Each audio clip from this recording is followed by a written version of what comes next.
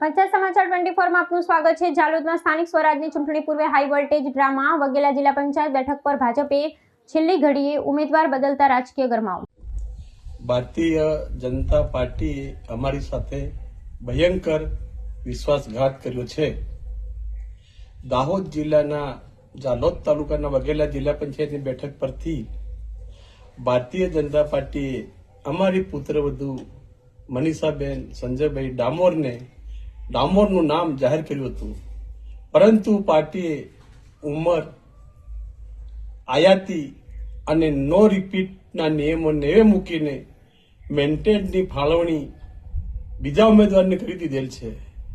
ત્યારે છેલ્લા 3 દાયકાથી 3 પેઢીથી ભાજપને સમર્પિત અમારા પરિવાર સાથે પાર્ટીએ વિશ્વાસઘાત કર્યો હોવાની લાગણી છે।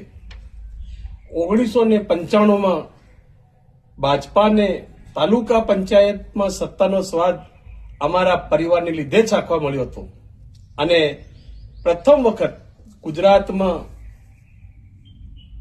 ગુજરાત રાજ્યમાં તાલુકા પંચાયતને ભાજપને ફાળે કરવામાં અમારા પરિવારનો સ્ત્રી ફાળો હતો।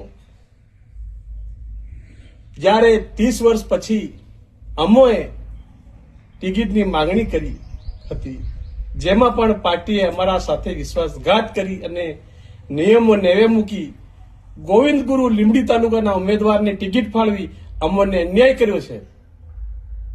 અનિલભાઈ ડામોર, કાર્યકર્તા, ભાજપા, જાલોદ।